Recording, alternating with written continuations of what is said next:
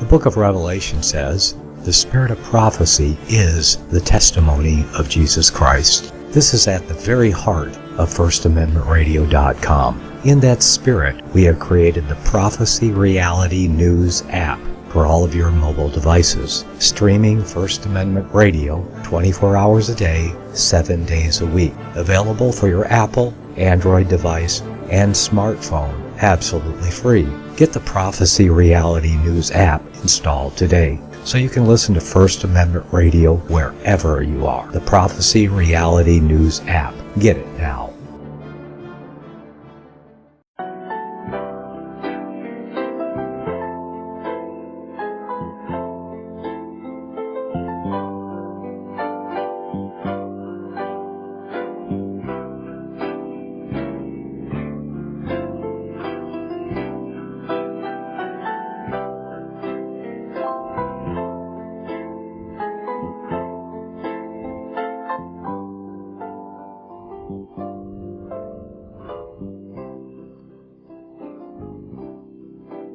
Good morning. Welcome to the Inquisition Update with Tom Fresh. My name's Tom Fresh, your host. I'll be with you for the next hour. So happy to be here this morning. We're going to get right to it this morning. We're talking and discussing the book Rulers of Evil by F. Tupper Saucy. This very informative book to show us the Babylonian roots of Jesuitism. The Babylonian, Luciferian, sun-worshipping roots of Jesuitism. And we've been discussing the Knights Templar, the Knights Hospitallers, the accumulated wealth of those organizations, the Kabbalistic or Kabbalah, esoteric teaching of those knighthoods, and how they were essentially the building blocks of what we now know as Jesuitism today. And we're speaking specifically now about the Knights Templars, and we're showing their satanic worship, their Kabbalah, and the esoteric building blocks that made up the Knights Templars and their corruption. Remember that they protected the pilgrimages, the idolaters who went to Jerusalem to visit the holy sites, the quote-unquote holy sites, which are not holy at all, unless you're an idolater. Christ is holy. But Rome latched on through its founding. Helena, the Christian convert, the so-called Christian convert that forms what we now know today as Catholicism. Constantine's mother went to Jerusalem to discover all these holy sites, to get the cross and relics. That's where we get the idolatrous roots of Catholicism. It was Catholicism that sponsored the Knights Hospitallers and the Knights Templar to protect people traveling to Jerusalem to visit these holy sites at great profit to the Roman Catholic Church. And the purpose of it was to obtain absolution for sins and to raise money for the papacy and to maintain Rome's claim to various quote-unquote holy sites in Jerusalem. And the Knights Templar, in order to protect the pilgrims, took their gold and their money and their jewelry and all the things that the so-called Arabs might steal from them on their way to the Holy Land, and they would give them scrip, paper currency, that could be exchanged while they were at the Holy Land.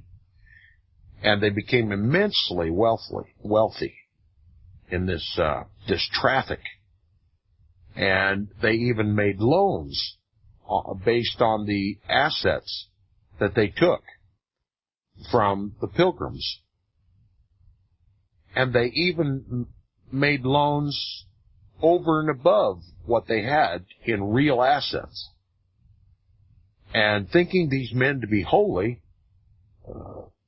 Roman Catholics, rich Roman Catholics would donate land and property and vast sums of money.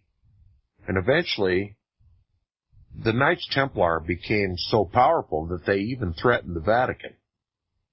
And they were suppressed too.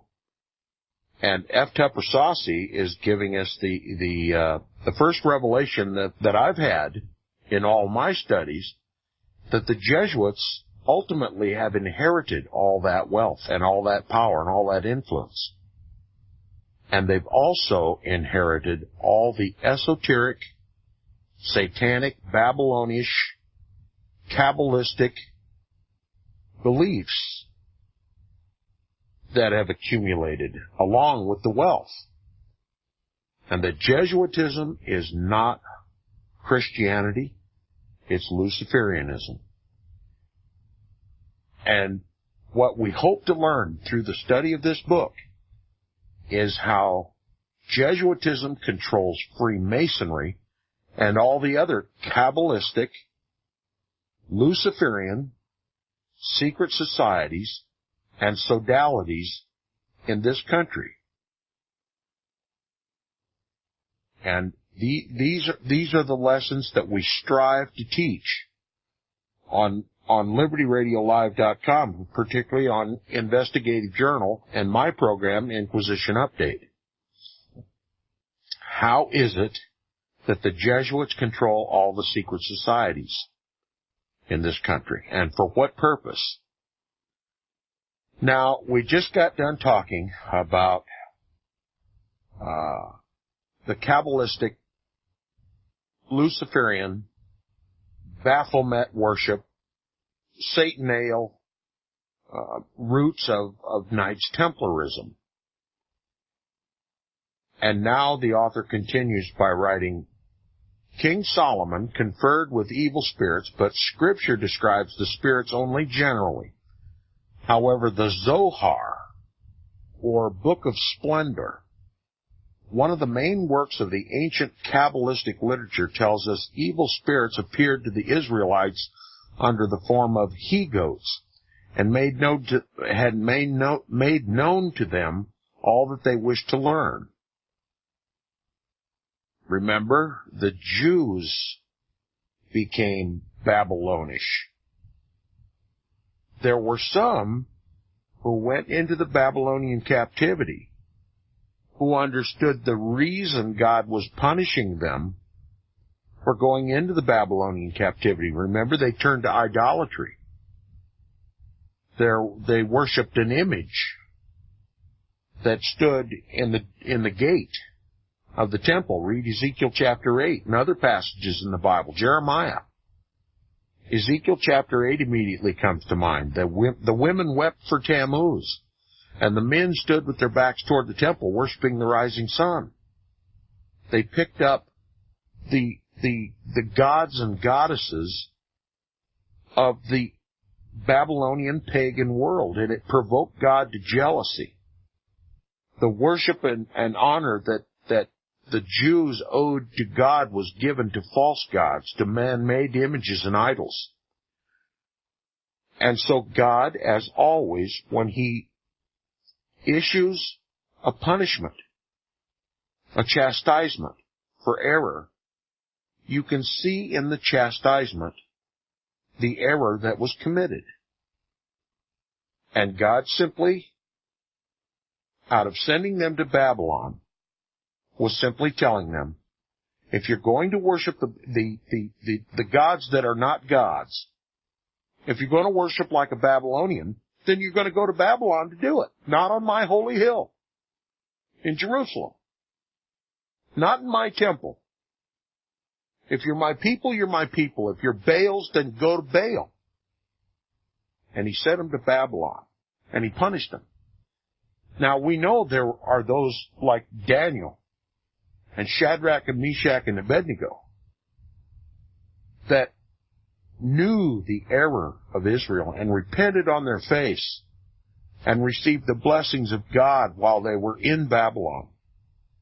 But there were many others who went into the Babylonian captivity that rather than sanctifying themselves to the Lord, committed themselves even deeper to those Babylonian images and idols. And part of what they returned to Israel with, when God restored the land to Israel, and they were allowed to rebuild the city and the wall and the temple, they brought with them even more Babylonian corruption. And that's what we're talking about in this book, the Zohar, the Book of Splendor, and other esoteric, Kabbalistic teachings that Christ rebuked. When he walked in the streets of Jerusalem, he confronted the religious leaders of the day who professed to be the priests of the Creator, but who instead were the priests of unrighteousness. They were corrupted with Babylonian mysticism, and Christ called them what they were, a den of vipers, whited sepulchres. And when you get into the study of all this stuff, you begin to realize who these people were that Christ confronted. The religious leaders of his day were corrupted. And, the same corruption that Israel always, when Israel worshiped God in spirit and in truth, they were blessed. But when they turned to idols and false gods, they were punished. And they were in the midst of perversion and false worship when Christ came to the earth. And he confronted the religious leaders who were leading God's people astray. And, of course, he came to redeem them from that. But now we're seeing King Solomon, who conferred with evil spirits, but the Scripture describes the spirits only generally. However, the Zohar, or Book of Splendor, one of the main works of the ancient Kabbalistic literature, tells us evil spirits appeared to the Israelites under the form of he-goats and made known to them all that they wished to learn. The Templars called this he-goat Baphomet, from Baph, B-A-P-H-E, and Metis, M-E-T-I-S, Greek words combined to mean absorption into wisdom. Baphomet encapsulates the career of Solomon, who Scripture says was absorbed into the wisdom of God more than any other human being, yet finished out his life in communion with the he-goatish evil spirits. By the Templars' Johannite standard, communing with the evil spirits was the secret to controlling the world. By the biblical standard, however, Solomon represents the impossibility of human perfectibility. Perfectibility is indeed attainable according to Scripture, but only through the redemptive process shown in the New Testament, which Rome kept the Templars from reading. So he wraps it up with this final phrase. It's salvation and redemption is found in the Bible, but Rome kept the Templars from reading it. Remember, Rome had control of the Scriptures. Only the priests had the Scriptures. The Scriptures were only in the language of the priest. It was not in the language of the common people. And they didn't know God's true revelation. They were held in blindness. And in lacking light, they sought darkness. And the Templars and the Hospitallers and Roman Catholicism and Freemasonry and Jesuitism are all the products of the darkness that resulted from Rome suppressing the Scriptures. When light is taken out of the world, then Lucifer becomes the light of the world. And that in a nutshell, is the reason for all this Kabbalistic, Babylonian, Luciferian, satanic roots that we've discovered so far in this book of the Knights Templar and the Knights Hospitallers and ultimately to Jesuitism. The beneficiary, the modern-day beneficiary, or a collection house of all this esoteric Babylonian nonsense that's been going on since the soil dried up right after the flood. Right from the very beginning, the Tower of Babel, when man began to worship the creation more than the Creator. That's the root of the darkness that still prevails in the world today. And I have to tell you, and when you come to this realization yourself, it controls Christianity. What we know is Christianity today. And what is the solution? Read the Bible. Read the Scriptures, the King James Version of the Bible, in your own language. That's the English translation of God's holy word. And when we read that book and when we understand it under the leading and teaching of the Holy Spirit, the light shines and the darkness is revealed. And it doesn't hurt one bit to have a good dose of true history. And that's what I'm trying to give my listeners on this broadcast, especially through reading this book. Now, the author continues, he said, on March 22nd, 1312, Clement V dissolved the Knights Templar with his decree Vox Clamantis, or war cry. But the dissolution proved a mere formality to further appease Philip, remember, the King of France.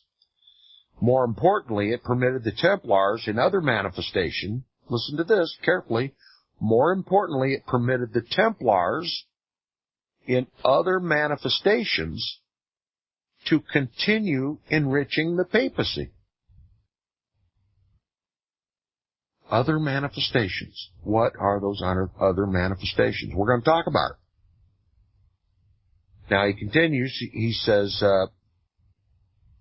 for Grand Master Jacques de Molay, just prior to his execution in 1313, please take particular note to the date, the year 1313, sent the surviving 13 French Templars to establish 4 new metropolitan lodges. One at Stockholm for the north, one at Naples for the east, one at Paris for the south, and one at Edinburgh for the west. You know, the 4 cardinal points. North, south, east, and west. Thus, the Knights remained the militant arm of the papacy. Now, who else do we know that we talk about frequently here on the Inquisition update that is a militant organization for the papacy? What's the Jesuits? The military wing of the Roman Catholic Church, the military and intelligence wing of the Roman Catholic Church.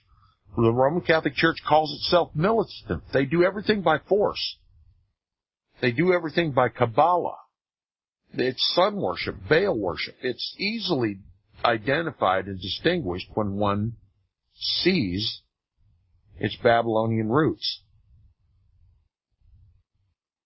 He says, except that their wealth, their secrecy, their Gnostic Kabbalism, and other oaths of papal obedience were obscurely dispersed under a variety of corporate names. So here we have Templarism supposedly being suppressed, but cropping up even more complicated, more sophisticated than it was before. And it carried on the papacy's work. It's kind of, it kind of like faking your own death and then coming out stronger than you were before because now you have anonymity. We're going to see this as a trend as we continue in our study of the book. The Jesuits did it too once. They faked their own death under the reign of Clement XIV to make the world let down its guard. So, this persecution of the Knights Templar, it is implied, and the burning at the stake of this Knight Templar Grand Master Jacques de Molay, which, as a matter of fact, those who don't know, there's a secret society organization for young men, young boys, called de Molay, and it's an entry level for Freemasonry. And when I was in high school, in 1973 and 74, I heard the announcement over the intercom at the school announcing de Molay after school at a certain time at a certain church or a certain lodge. And I didn't know what it was. I'd never heard it talked about. But they, every day on a certain day of the week, they announced de Molay. And now I know what it is. It's an entry level for young men, young boys, high school age boys to get into Freemasonry. So de Molay is named after an occultic, Baphomet worshipping representative of this ancient Knights Templarism. And he continues now.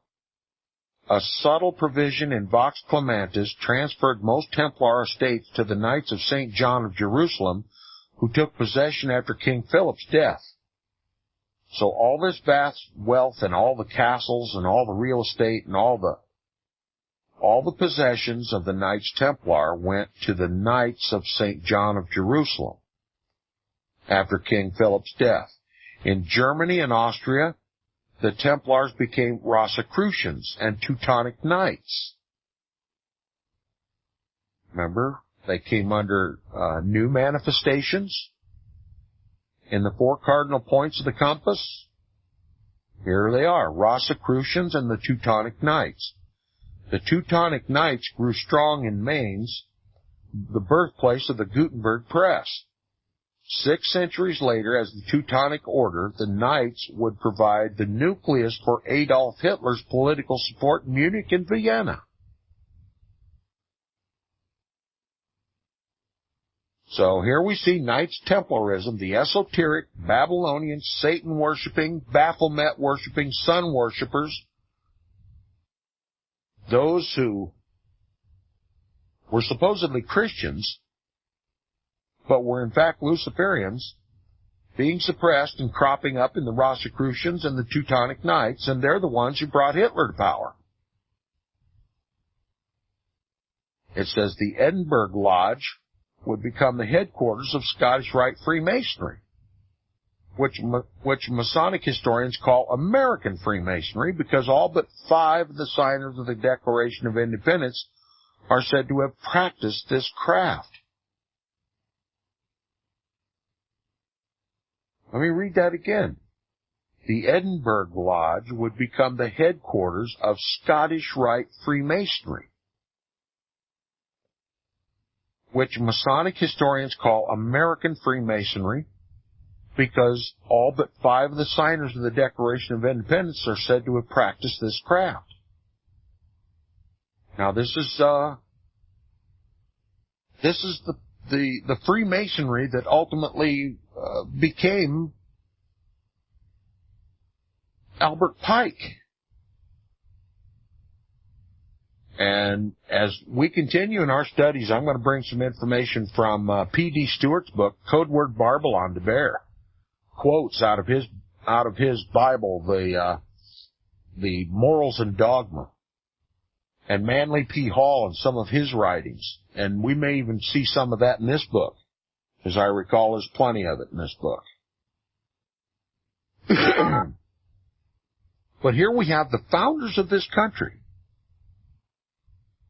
The lion's share of the signers of the Declaration of Independence are in Scottish Rite Freemasonry, American Freemasonry, which is just a continuation of the ancient Knights Templars. And this, when I learned this for the first time, it stunned me. And we're going to continue our research into this when we return from the break. You're listening to Inquisition Updates. Right back.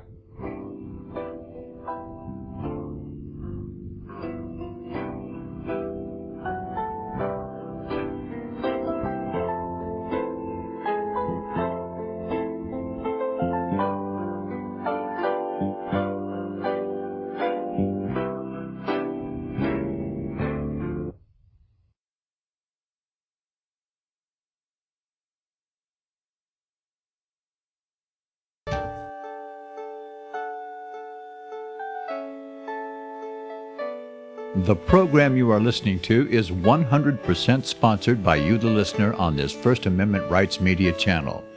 You will notice that there are few commercials on this radio network. There's a good reason for that. Corporate advertising dollars come with strings that limit program content. So without your help, these programs cannot continue on internet or our several affiliates. If you benefit by the educational law programs, we ask you to give. If you are admonished or nurtured by the Bible and ministry programs, we ask you to give. If some voice a cause that you are passionate about, we ask you to give. If you believe in any of these, we ask you to support them as you would a missionary on a continual basis, as if giving a tithe for missionary radio.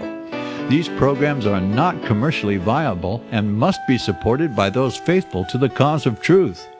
Look for the button to sponsor your favorite programs at our listen and schedule pages on the internet. Then, when you subscribe, we will send you the last quarterly MP3 CD of that program immediately, and continue to do so with each new quarter. We will also give you unlimited archive access to all of our programs. We're asking you to give much less than a tithe, so that you may also send support directly to a particular program host, cause, and anywhere else the Spirit may lead you. Do all to the glory of our God and Creator, for His holy nation, the only kingdom that will last forever. Thank you for listening.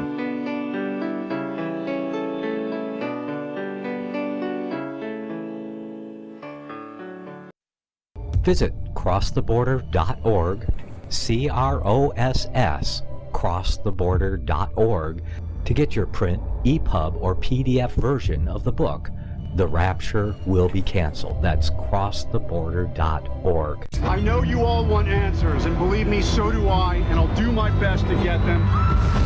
Despite Nicolas Cage's promise to do his best to get left behind rapture answers for us, don't hold your breath. Not everyone believes Left Behind is true prophecy. Some may even regard as conspiratorial the mainstream re-release of the Left Behind movie with actor Nicolas Cage portraying the main character as an attempt to further reinforce in the minds of all this perception of false prophecy in order to condition the masses for the play about to begin. If you want true Bible prophecy answers, get the book, The Rapture Will Be Canceled. The author exposes the Latin rapture origin, the 7-year tribulation deception, true Bible revelation of Daniel's 70 weeks, the abomination of desolation, the restrainer, America in the Revelation, the image of the beast and the mark of the beast, and the truth about God's chosen people, and so much more about Bible prophecy. This book will shatter the left behind paradigm of future events. Get the book, The Rapture Will Be Canceled. Visit crosstheborder.org, CROSS, crosstheborder.org, to get your print, EPUB, or PDF version of the book, The Rapture Will Be Canceled. That's crosstheborder.org.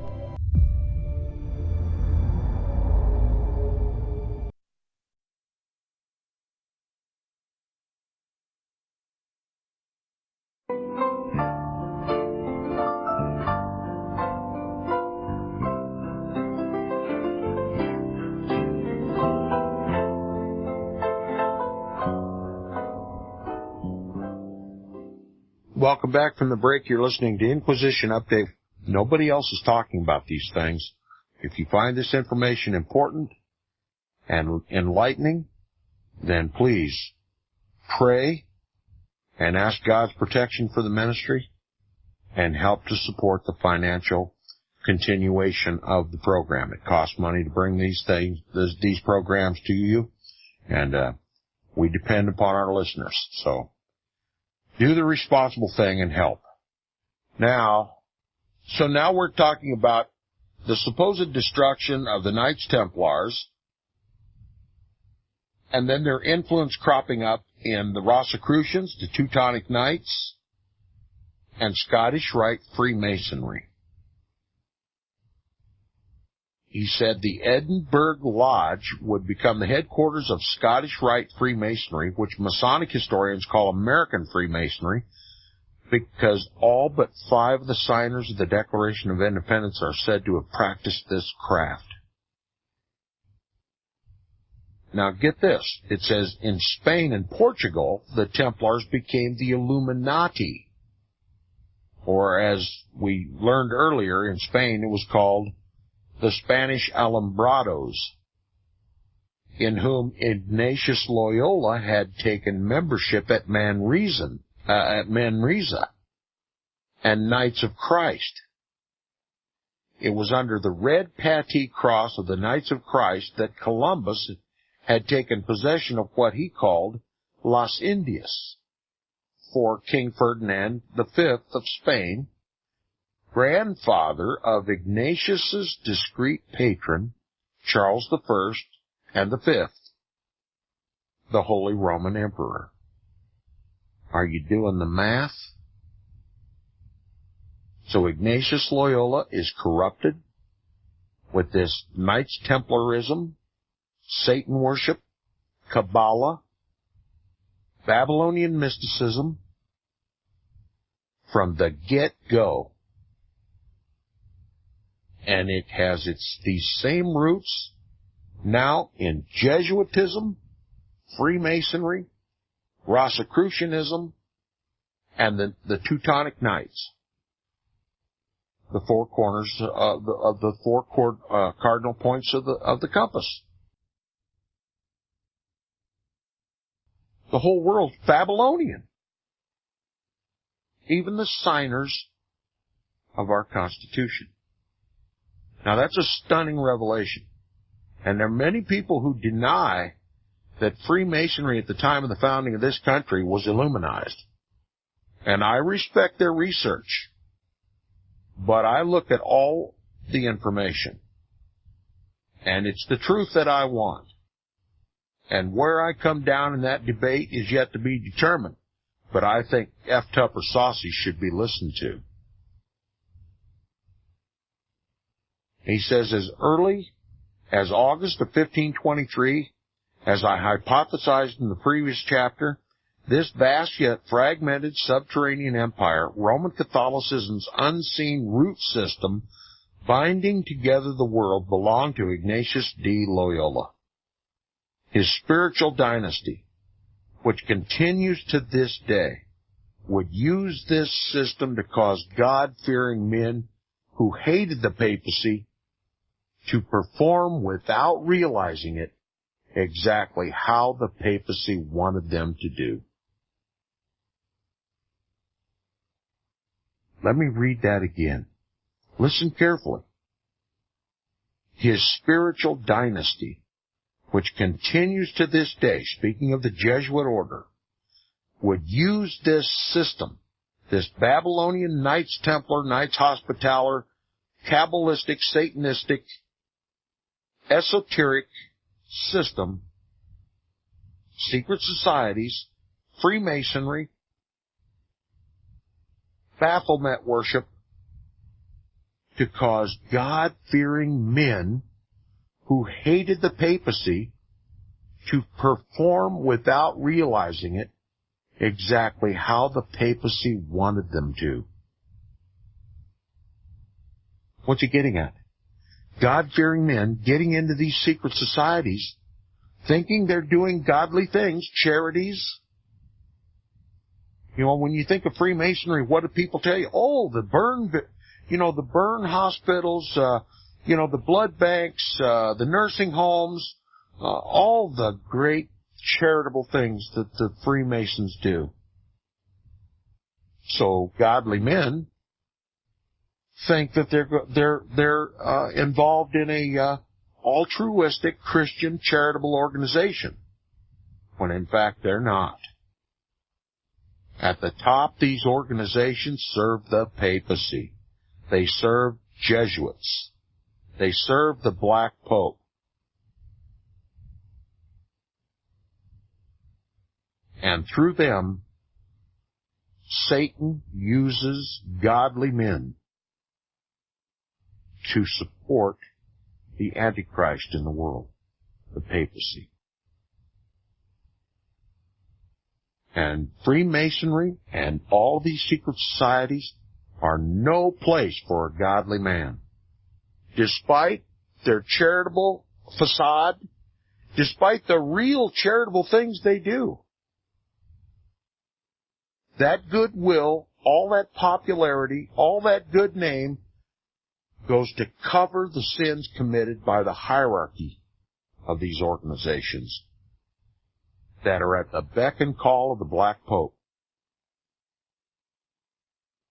Now, I don't know how much more clear I can make it, but the last sentence in this chapter says, "But what of Ignatius Loyola's education? What about Ignatius Loyola's education? His rise in academia is the subject of the next chapter." Now, we've seen the spiritual connection. We made the spiritual connection, the satanic connection to the Jesuit order, Knights Hospital, which was the beneficiary. The Jesuit order was the beneficiary of all the Kabbalah of the Knights Hospitallers and Templars. And now that sprang into Freemasonry and Teutonic Knights and Rosicrucianism and yada, yada, yada, yada, yada.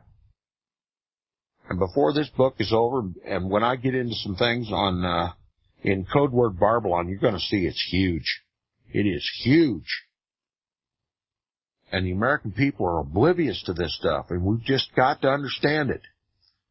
Now, we're going to talk about his education, Ignatius Loyola's education. The title of this chapter is The Finger Stroke of God, Chapter 7 in the book, Rulers of Evil by F. Tupper Saucy. He said, determined on a priestly life, Ignatius of Loyola returned to Barcelona from Jerusalem in the spring of 1524. He spent the next 3 years in Spain getting the requisite Latin. Since direct contact with the Bible was prohibited by law, his reading coursed the humanities. With the esoteric experience of his spiritual exercises, he charmed the wives of important men. Okay, he was a woman charmer. Satan always goes after the women, you know. He learned how effective that was in the Garden of Eden. He charmed the wives of important men with his spiritual exercises. He received frequent invitations to dine at elegant tables, but preferred to beg food door to door and distribute the choice pickings to the poor and sick. He lived in an attic and slept on the floorboards, trying desperately to persuade God of his worthiness. Is that what we're supposed to do? All we're supposed to do is obey his commandments. But Ignatius is trying to prove himself worthy of something. And he thinks he's proving himself worthy to God, but Satan's using him like a pack mule. He says he prayed for 6 hours a day, attending Mass 3 times a day, confessed every Sunday, and continued whipping himself. Self-flagellation, remember? Till his back bled. He used a whip, a multiple-stranded whip with metal barbs on the ends, and flogged himself until the blood ran free on his back. He said he devised secret penances, such as boring holes in his shoes and going barefoot in the winter. Sometimes the exercises aroused in his followers instances of bizarre conduct, swooning, long spells of fainting and melancholia, rolling about on the ground, being gripped with corpse-like rigidity. Does that sound like anything you've seen in some of the videos of Walter Veith called False Fire?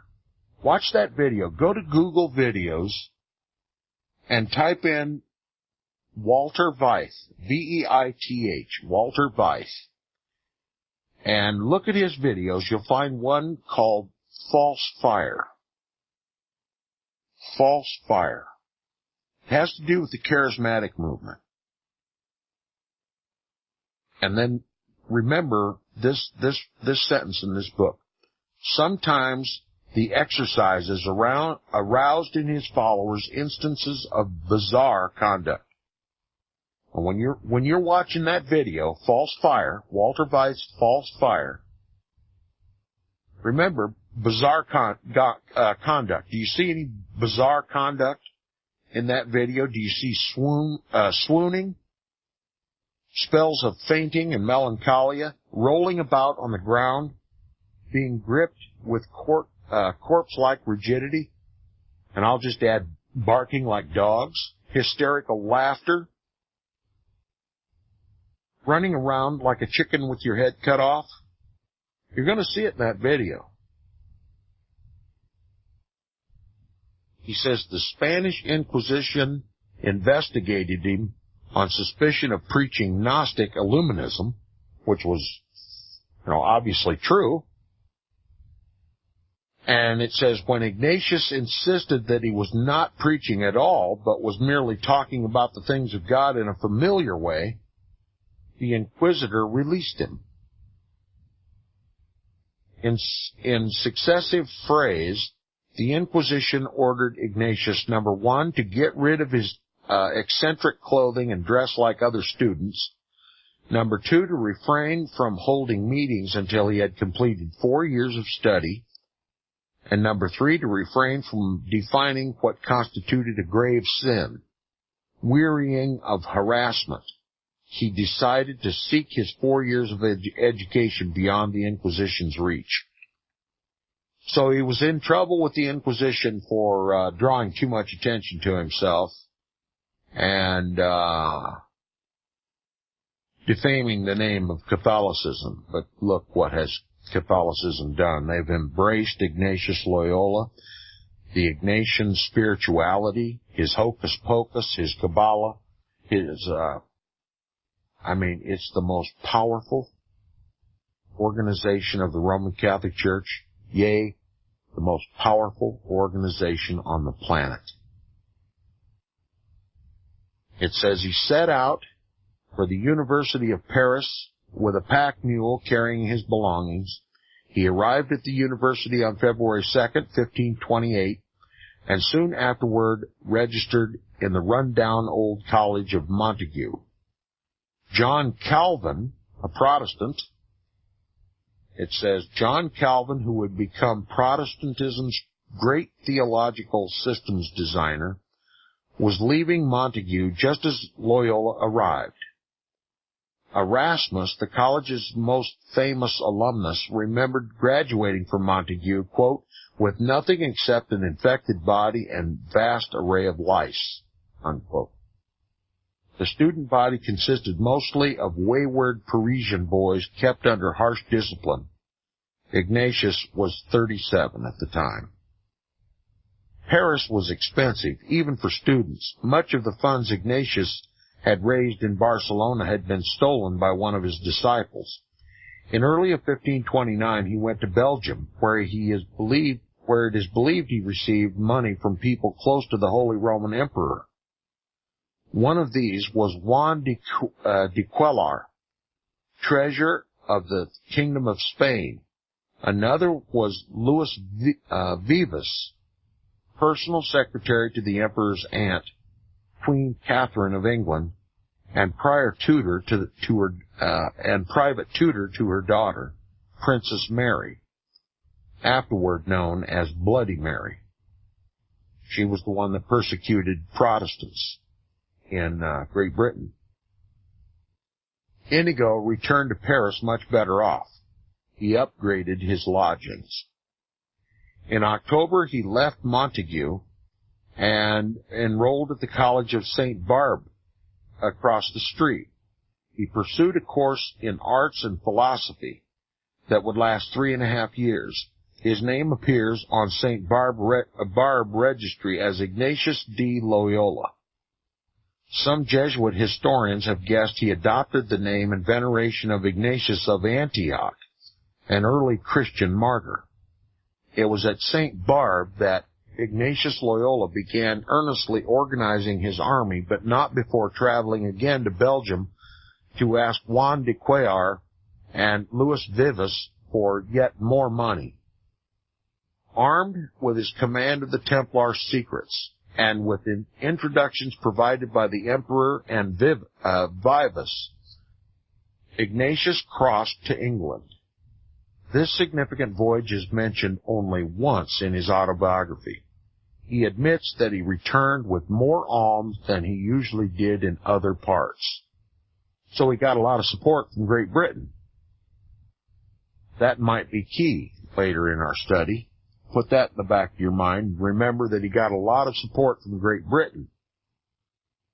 Perhaps Queen Catherine, the emperor's aunt, introduced him to the Howards and the Petrys, known to be among the first families to receive and nourish Jesuits sent to England.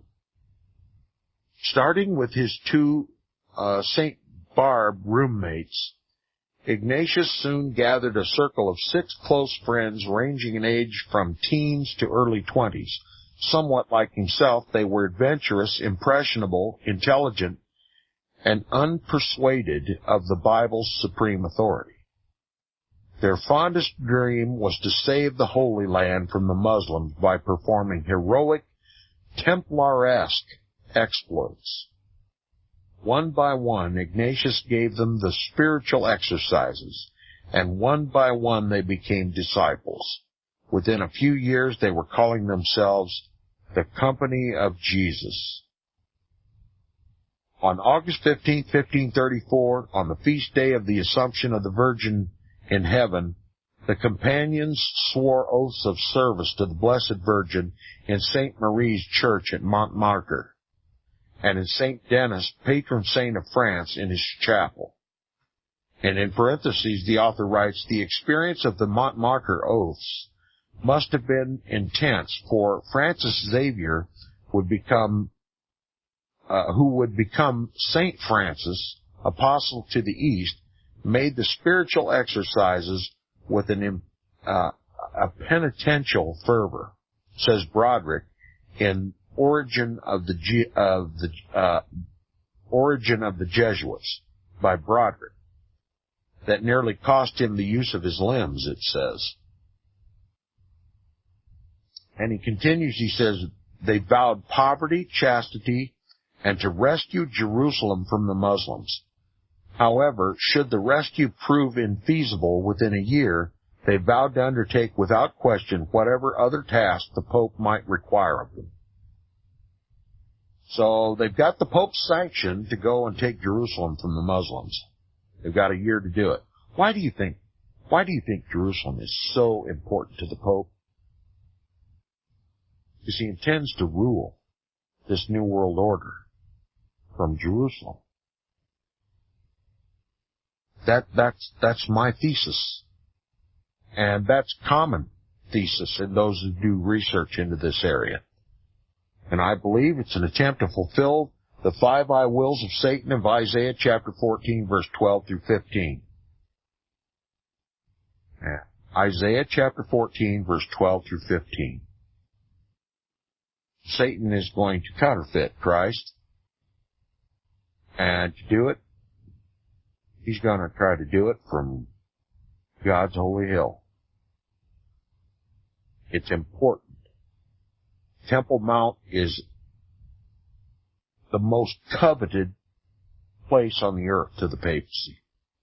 And I believe the evidence of that covetousness for Jerusalem was demonstrated by Pope Benedict XVI in his most recent visit to the Holy Land. When he first visited Jordan, across the River Jordan east, and he ascended the mountain of Moses, and he looked longingly toward the west, toward the coveted desire of his heart, Jerusalem.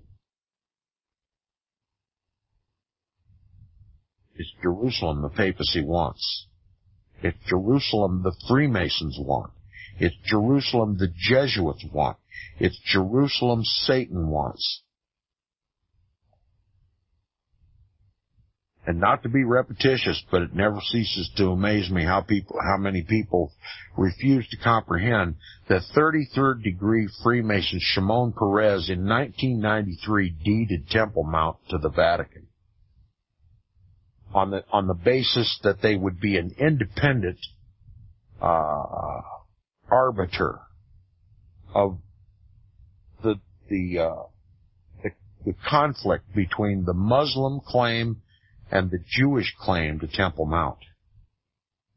That the Vatican somehow would be a neutral third party to mediate those negotiations, when indeed the Pope and Shimon Peres were working together. It's the Pope who's going to wind up in control of Temple Mount. The Pope who intends to rule from Temple Mount. Watch and see. Many will call me a false prophet if it doesn't turn out, but I'm convinced that that's exactly what's going to happen. For those who would rather hear some truth and history, please return to Inquisition Update tomorrow for the broadcast.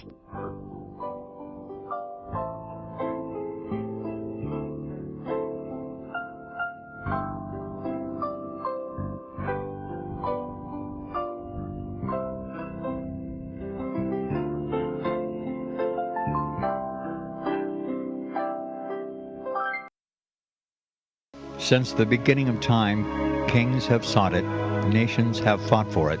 It has been traded, it has been borrowed, it has been purchased, it has been stolen. There's a reason for it. To secure the blessings of liberty to ourselves and to our posterity. Invest with the security of gold and silver. Call Discount Gold and Silver Trading at 1-800-375-4188 or visit discountgoldandsilvertrading.net. Listen to Financial Survival with your host Melody Cedarstrom right here on FirstAmendmentRadio.com at 4 p.m. Eastern or 1 p.m. Pacific Time. Visit discountgoldandsilvertrading.net or call Discount Gold and Silver Trading at 1-800-375-4188. Toll free 1-800-375-4188.